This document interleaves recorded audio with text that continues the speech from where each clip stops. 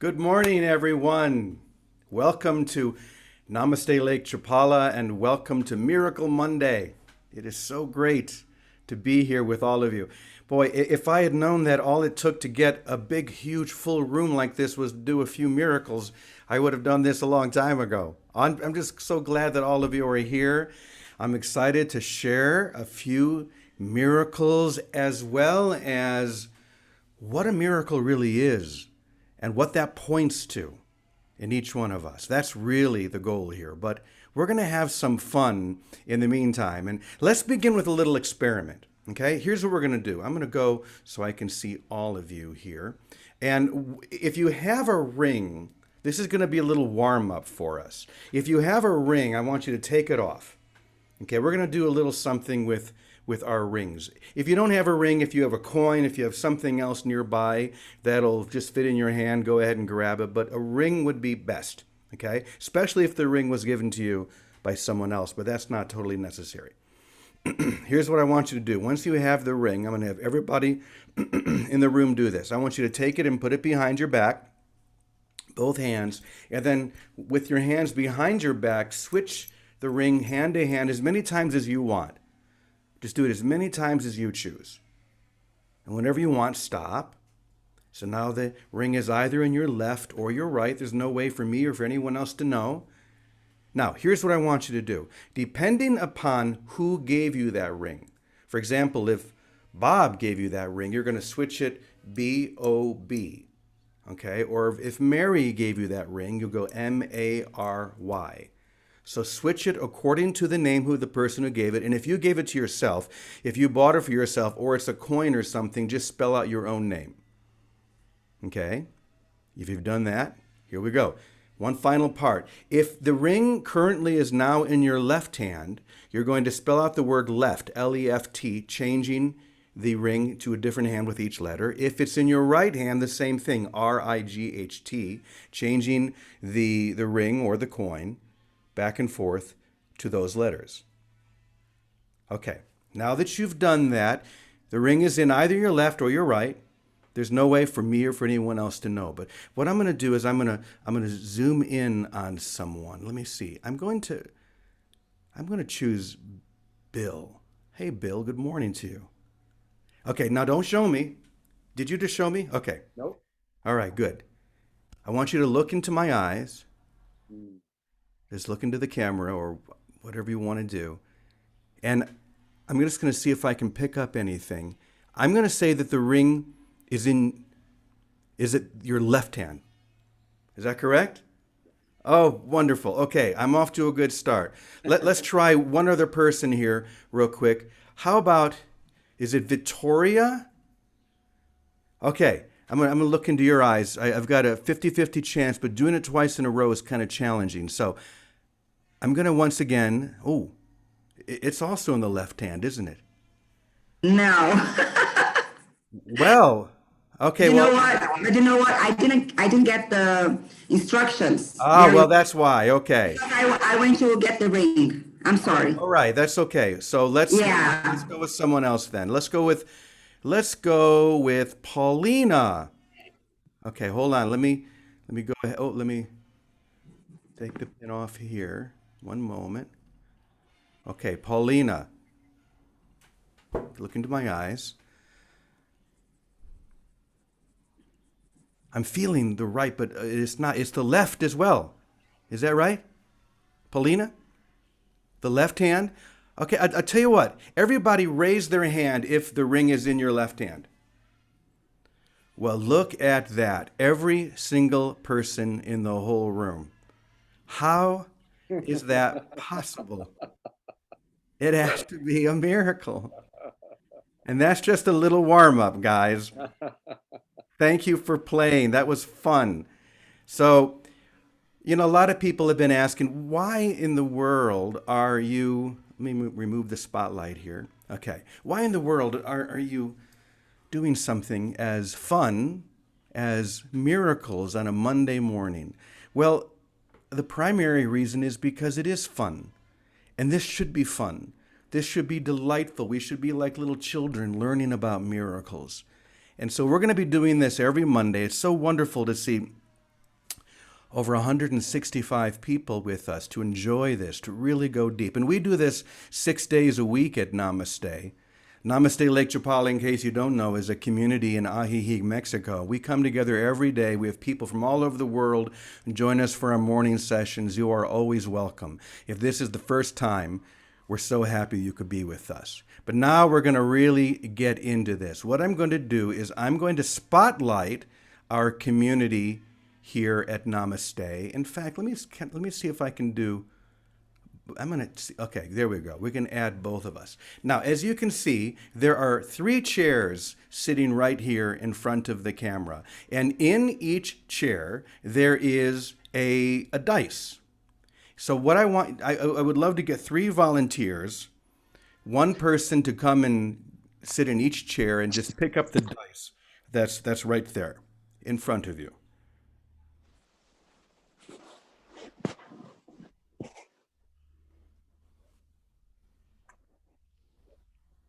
Okay.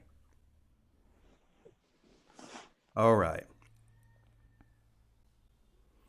Okay, so what I want you to do is take the dice and just go ahead and put it in your hand several times and look at it so you can see that it's going to be a different number probably every single time. So you know that there's nothing wrong with them.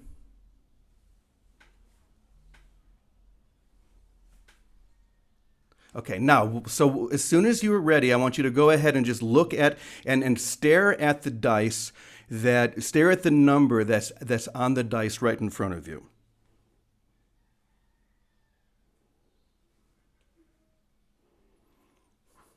Okay, so go ahead and stare at it.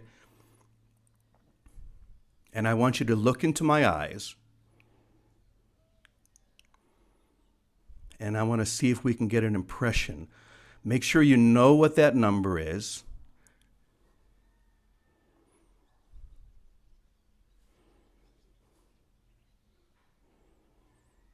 Okay. You know, I'm about, I don't know, 50, 60 feet away from where you guys are. And I was hoping that I was going to be able to pick up and see what numbers were on the dice. But it's not coming through quite as clearly as I had hoped. So we're gonna try something slightly different here.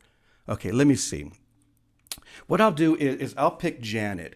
Janet, what I'm going to do is I'm going to take the card here and I'm going to write down the number that I think you're thinking about right now, between 1 and 6. I'm going to go ahead and just write down the number right here. Now I want you to focus on that number. In fact, I'm going to keep this right here in front of you the whole time so that the card is always in full view. And go ahead and think about that number. Okay, I think I got it. Go ahead and tell me the number now. Oh, you guys are muted. I can't hear you. You've got to unmute.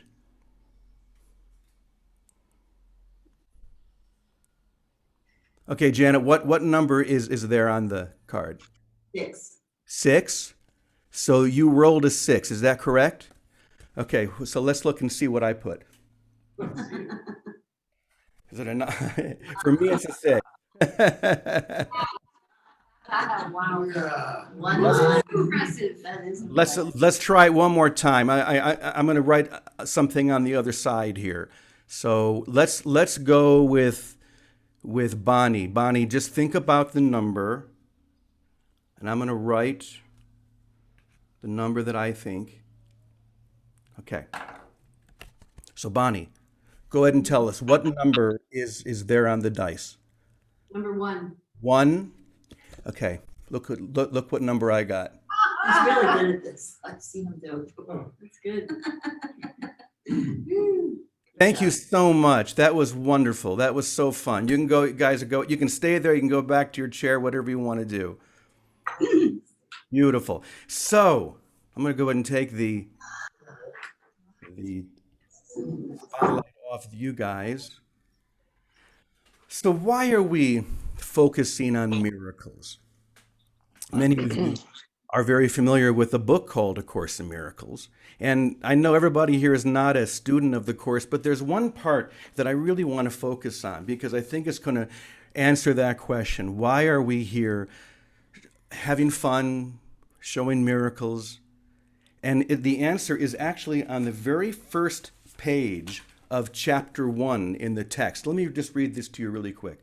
It says, "There is no order of difficulty in miracles. One is not harder or bigger than another. They are all the same. All expressions of love are maximal." That last sentence, all expressions of love are maximal. That's the key here. And you, each one of you, is a full, complete, maximal expression of love. The truth of who you are, not the identity that you've chosen. And miracles, every one, from fun little miracles like we just experienced, every one of them are fingers pointing at the truth within you, the maximal expression of love and light that's within you right now. And we hear earlier, or later rather, that miracles are happening all around us all the time. When miracles are not happening, that means that something is out of alignment. When we are completely focused on seeing and knowing the truth of who we are, we're going to see all of those fingers pointing, not at the identity that you've claimed before now, but the truth of who you are right now. And this is why we use miracles, so that we can be seen, that we can allow ourselves to be seen and to see, because the cleanest and the clearest and fastest way for us to know that miracle within ourselves is to share it, to be able to see the miracles within each other, to point to the miracle-mindedness, the wholeness, the beauty that's within each and every single one of us. And we're here to have fun doing that. That's why I think it's really great that we have so many people who are gathered here today. Maybe we use the idea of seeing miracles to pull you in, but now we're going to allow the love that we experience to be maximal, to be whole and complete. And there's no other reason for us to be here. If we look a little further, it says miracles as such do not even matter. These fun little demonstrations that we have don't matter. The only thing that does matter is their source, which is far beyond evaluation. Miracles occur naturally as expressions of love. Once again, the miracles that we see are nothing more than fingers pointing directly at the love that you are and that you've always been, that you can't stop being. So what I'm going to do, we have our dear sister Vicky, who is with us every day here in the room. I'm going to turn it over to Vicky and let her express her expression of love and see exactly where her single mind is pointing. Vicky, are you there? There you I'm are. right here. I'm right here, James. Right here. So it's pretty simple. Live in the answer. The answer is love. Live in the answer. Because so often, just like he says, if miracles aren't occurring, something has gone Hey, wrong. Vicky, we can't see you. You need to move the camera. Oh, Okay, can you see me now? well, no, actually, I had the wrong person spotlighted. That's what it was. There we go. Now we can see you. All right. So if miracles aren't occurring, like you said, like Jesus mentioned, something's gone wrong, but just our alignment, our misalignment with fear somewhere. And so often the process has been to delve into where it's off instead of just returning to what's right. And if we can just learn and let it be like child's play, and I'm doing this every day, return my attention to what's right. Where can I experience the love and pay attention to that, whether it's a little flower or a bird singing or my brother beside me? Let me pay full attention to that and let the love from that expand and realign me so that I'm living again in the answer. And then as a byproduct, the forgiveness issue, the misalignment, somehow by grace, never by our own doing, by grace, seems to fall away. And but live in the answer. And if we are to bring heaven on earth, if the salvation of the world indeed depends upon us, we need to live in that reality of love, which is joy. And as we do that, we're radiating that holy oneness, which is what the state of love is. That's it. I love it. You know, it really is so simple, isn't it? I love when you said to live in the answer. If we could just do that one thing, live inside the answer, be a maximal expression of that love which is the answer. You know what the biggest miracle that I experience every day, especially when it comes to this book, A Course in Miracles, I love just to open it up. And I find that every time, literally every time I do that, the answer is always right in front of me. Even if I don't have a question in my mind, the answer, I immediately open up to it. And this is what I always find with expressions of love like this, that are divinely inspired, I guess you could say, is that every single sentence, every single paragraph is saying the exact same thing. What you just said, Vicky, that we live within the answer. And while you were talking, I opened it up. I don't even know what chapter this is, but what I came to when I looked at the paragraph was this. It says, when you want only love, you will see nothing else. The contradictory nature of the witnesses you perceive is merely the reflection of your own conflicting invitations. But when you invite only love, love is the only thing you'll experience. You have looked upon your mind and accepted opposition there, having sought it there. But do not then believe that the witnesses for opposition are true. Only love is true. For they attest only to your decision about reality, returning to you the message that you gave them.